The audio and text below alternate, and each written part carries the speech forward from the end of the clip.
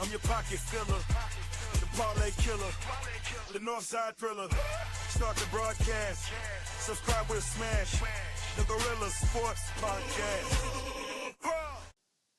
Hey guys, welcome in Gorilla Sports Podcast. It is Saturday, August 31st. All right, guys, we're recapping from yesterday. We had 4 plays going. We had 2 winners and 2 losers. We had 8 batters going. We got 6 correct. But we still only got our 2 winners. So we took Francisco Lindor and Corbin Carroll, and they both won together. And then we took Yandy Diaz, we hadn't used in a little while, and we paired him with Lawrence Butler, who's just on an absolute tear. That came through for us. Our 2 losers is we took Marcell Ozuna, who got a hit for us, but Aaron Judge didn't. And then we took Yordan Alvarez, and we paired it with Vladdy Guerrero, and Vladdy didn't come through for us. So we ended up going 2-2, not the end of the world. But you got to remember, there's a lot of these like free bets, right? So now that football season's starting, most of the sports books all want you to bet on their site. So they are going to entice you with different deposits, different promos, different free bets, stuff like that. Take advantage of those. If you're planning on rebuying at some point in the near future, use these deposit bonus. Get that free money.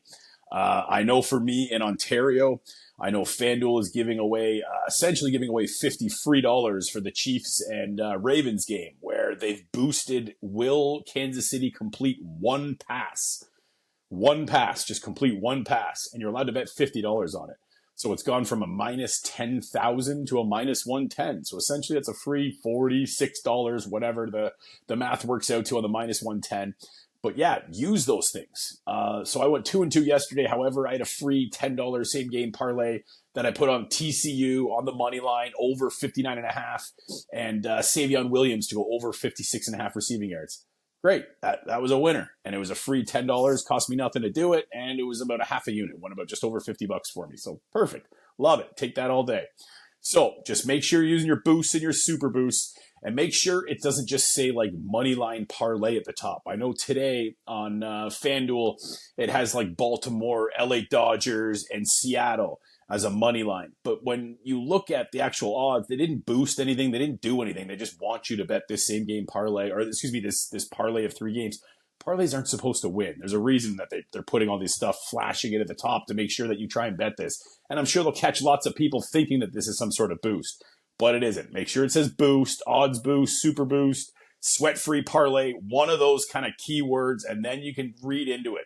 Make sure you hit more info, because it'll also tell you that you need the odds to be minus 200 or less. So I know for a lot of them, I'm not able to do my single batter parlays. I have to do something else, whether it's 2 hits or 2 bases, something like that. So just a heads up, make sure you're reading before you bet. All right, let's get into some plays today, guys. So we're going right back to our boy, Corbin Carroll. This guy is on a tear. We were chirping this guy at the beginning of the year, and now he's on fire. He's got a hit in 21 of his last 25 games on a 9-game hitting streak, and he's 2 for 6 versus Gavin Stone this year. He's 1 for 3 each game he's played against him. So that's perfect. And we're going to pair him with Yordan Alvarez. Now he's going versus Cole Reagans, the stud in Kansas City today. However, Alvarez is 364 versus left-handed pitching. He's 546 versus Reagans. And he's batting 354 at Kansas City. So those are all adding up for Yordan Alvarez to get on base for us. So you pair Corbin Carroll and Yordan Alvarez together, you get a minus 112. Not a bad price. We'll take that. Our next play is we're going to take the 2 guys that let us down yesterday, and we're going to expect him to come for a comeback. So we're going right back to Aaron Judge. Now, he's batting 331 on the year, and he's going versus Kyle Gibson, who's the bottom 23 percentile of barrels. So that's a good look for him. He's got a hit in 17 out of his last 19 games, so that's a beauty. And we're going to pair him with our boy Vladdy Guerrero. Love that. Now he's got 2+ hits in now 5 out of 7 games, not 5 out of 6 because he didn't get a hit yesterday. He's batting 321 versus right-handed pitching. He's batting 300 on the road. He's a bit of a road dog. Love it. So you pair those 2 guys together, you get a minus 117. And then I got a bit of an odd one that I like as well. We're going to take Paul Goldschmidt. Now, he's going versus the Yankees today, and he's batting 471 at New York. For some reason, he loves batting in New York. Now, he's got 3+ hits in 3 out of his last 4 games, so I like that. And the rookie Warren's going today for New York, and he gives up 13.6 hits per 9.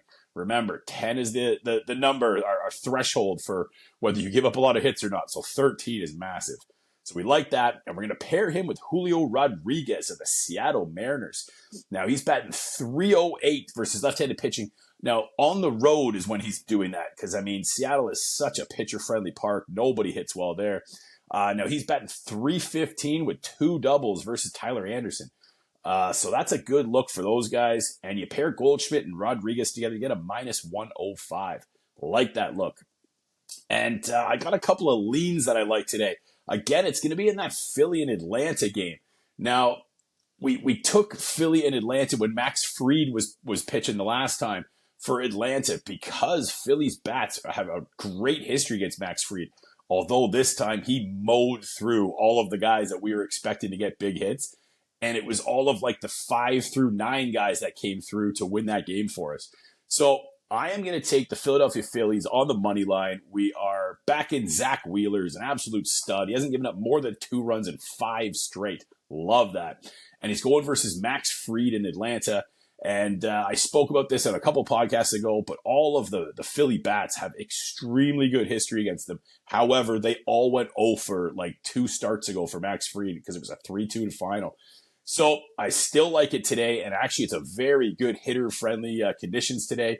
So I'm actually going to look at that over 7.5 as well. That's a really short number because there's 2 aces on the mound. However, it's 80-degree weather in Philly today, and it's a 10-mile-an-hour wind blowing dead center. So I feel like there could be some home runs today. If they can get a couple people on base and cash in some home runs, I like the over 7.5, and I like Philly on the money line. All right, guys, we got 5 plays going today. Don't forget to bet that Kansas City 1 pass.